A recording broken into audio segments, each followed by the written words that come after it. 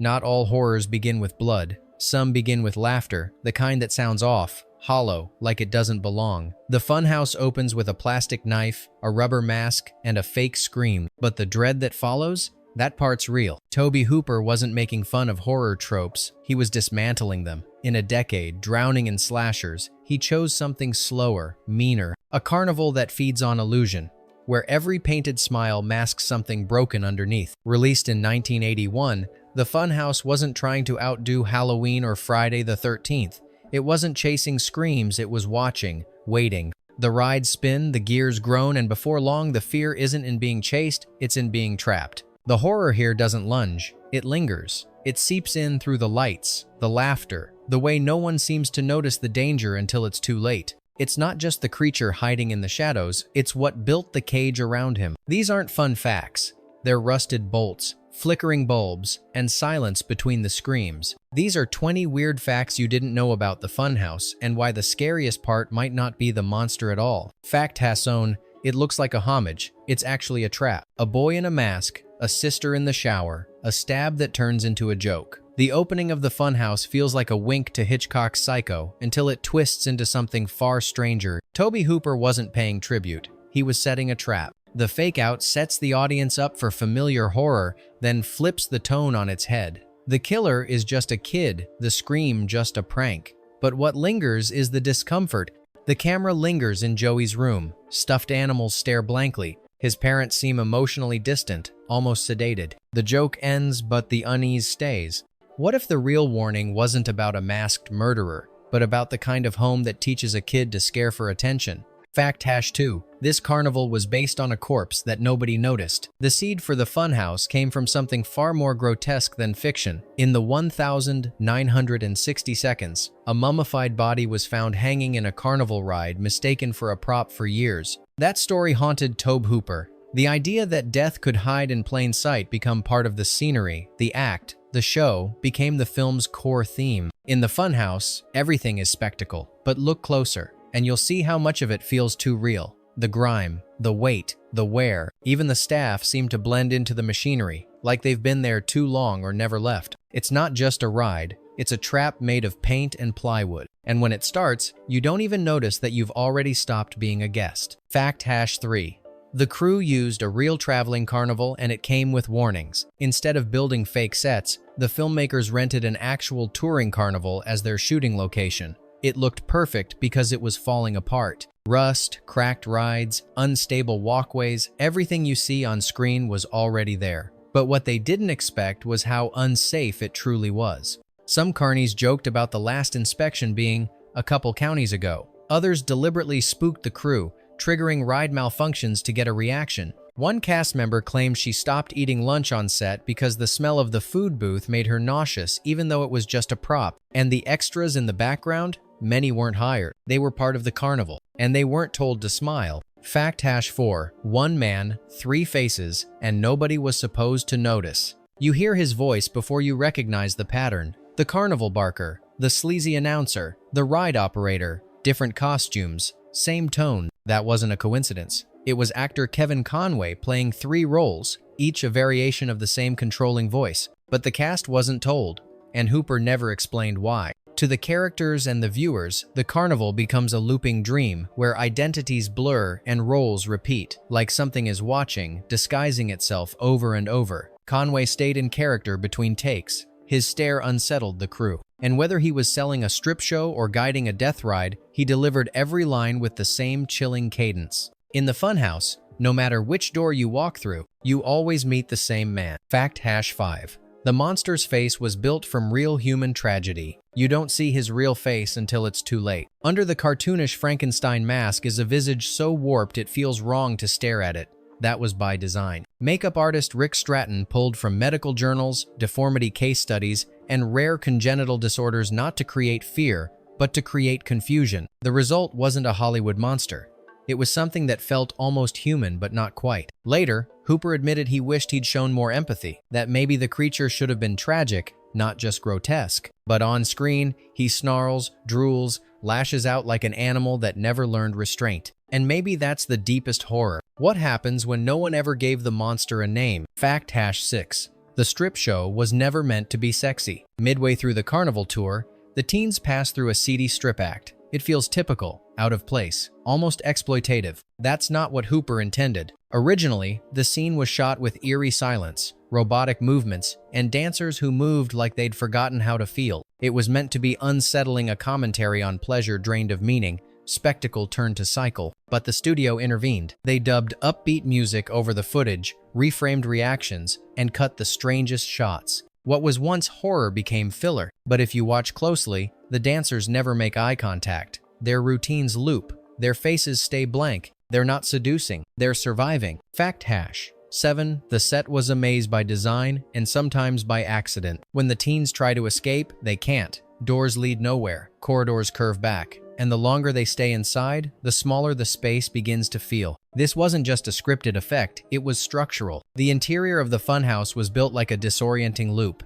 No symmetry, no straight lines. Mirrors warped distance. And the confusion didn't stop with the characters. Elizabeth Berridge got lost between takes. A cameraman walked into a wall trying to follow a scene. One assistant reportedly kept a flashlight taped to her clipboard just to get out safely. Hooper embraced it. He believed fear didn't need a killer, it needed disorientation. The ride wasn't chasing them, it was swallowing them, one wrong turn at a time. Fact hashite.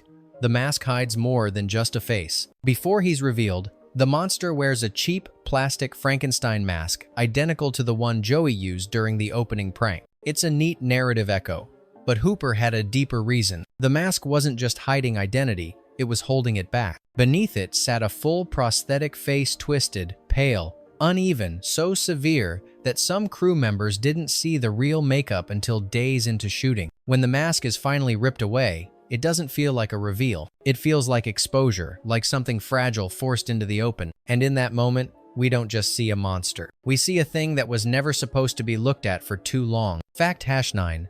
The killer's movements came from ballet, not brutality. You might expect a slasher villain to lumber, charge, strike. But the creature in the funhouse twitches, glides, jolts like something trying to learn its own limbs.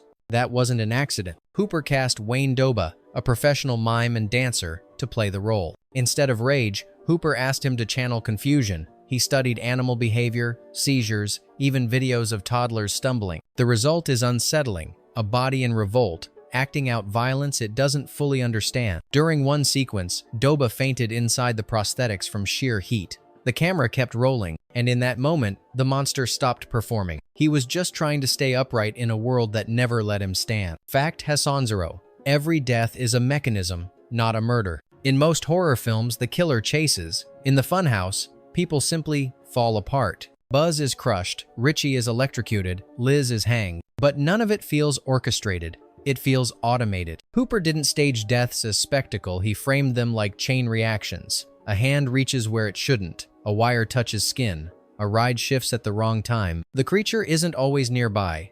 Often, he's not even present. Because the real killer isn't a monster in a mask. It's the environment, indifferent, rusted, still moving long after the thrill is gone. In the funhouse, survival isn't about running faster. It's about not stepping in the wrong place at the wrong time. Fact Hassonon. One scene was so intense, they had to medicate the actress. Liz's death doesn't scream. It suffocates. Surrounded by limp mannequins in a chokingly small storage room, she searches for help and finds a noose. The room was real. The mannequins were real. The claustrophobia was real. Actress Largo Woodruff panicked during rehearsals, tangled in props, her breathing erratic. The production team brought in medical staff. She was lightly sedated before shooting, just enough to keep her focused. The final take was done in one long, unbroken shot. Her breathless gasps, the shaking flashlight, the slow realization that she's not alone, none of it was scripted. It was recorded fear, and Hooper didn't call cut. He didn't need to. The moment did it for him. Fact Hassan 2.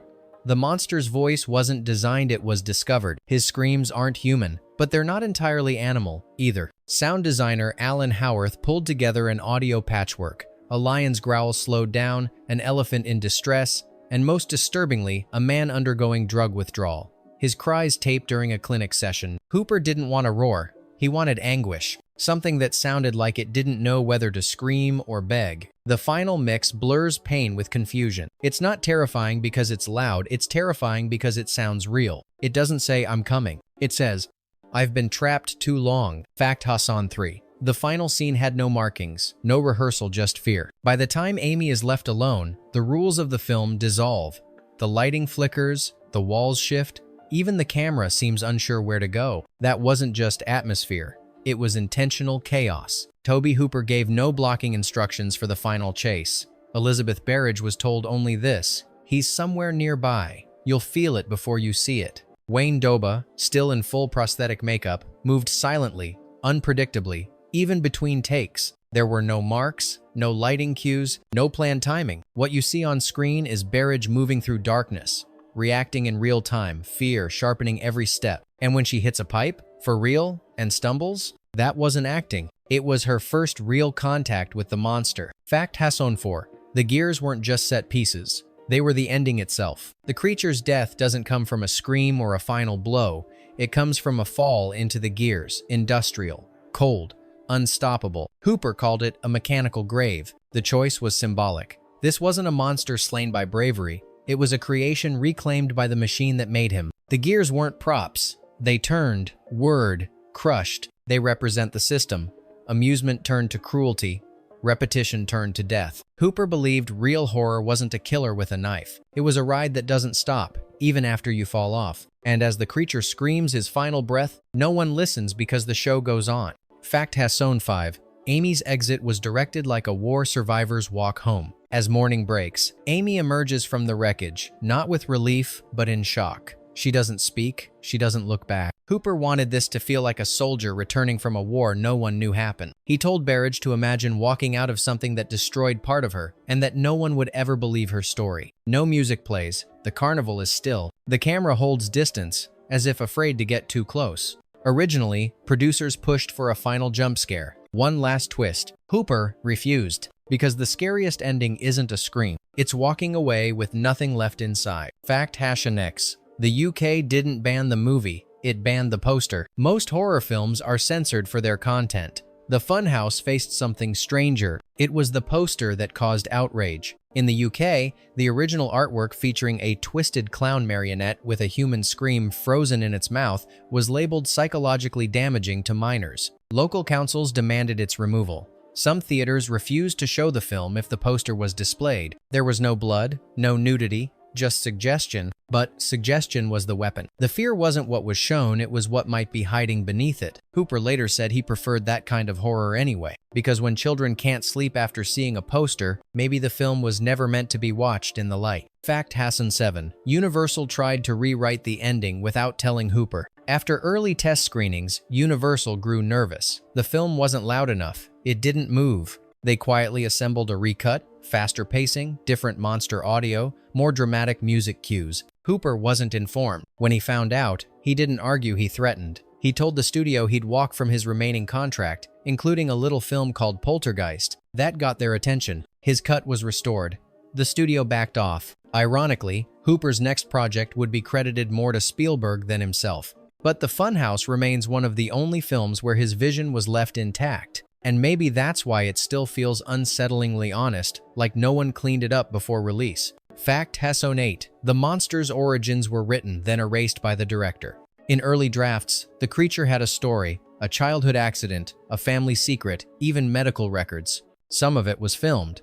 A few lines made it into dailies, and then Hooper deleted all of it. He believed backstory would only make the monster smaller, too easy to categorize. He didn't want pity. He wanted mystery. What's left on screen is a thing that doesn't belong. It cries, it kills, it doesn't understand why it exists. It's not a metaphor. It's a question with no answer. And decades later, viewers are still asking, was he evil, sick, abused, or just the final trick in a carnival that never tells the truth? Fact Hassanin. One actor believed the set was haunted and he wasn't alone. Some films just feel cursed.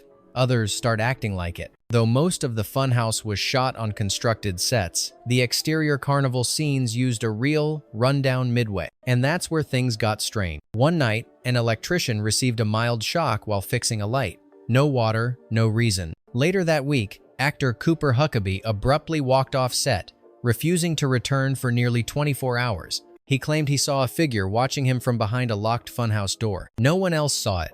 But Hooper made a quiet decision. He banned fog machines for the rest of night shoots. not because of safety, but because they kept reflecting shapes that weren't in the scene. To this day, some crew members won't talk about that shoot. Others say it's just a story. But when your film is about illusions that trap people, maybe it starts to believe in itself. Fact #20. The film was ignored by its studio, but studied by criminal profilers. After its release, the Funhouse faded.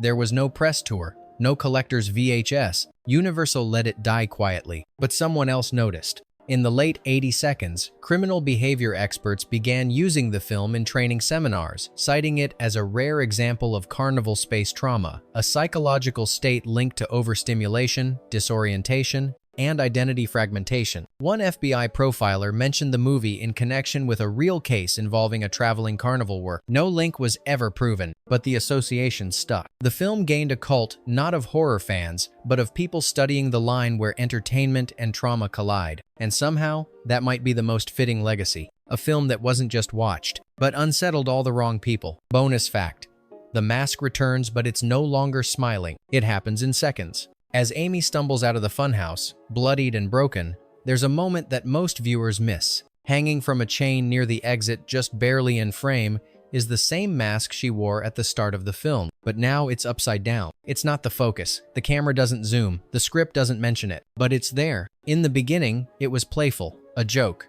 a costume. By the end, it hangs like a warning. Hooper never confirmed its meaning. Some say it was just left behind by accident, but that's what makes it stick. A funhouse can't be destroyed. It just waits for the next person to smile at the wrong time. If this ride took you somewhere you didn't expect, consider staying with us for the next one. Like, subscribe, or just leave a light on the way out. But before you go, do you think the creature was born a monster? Or did the carnival make him one? Tell us below. We'll be watching, just not from the front row.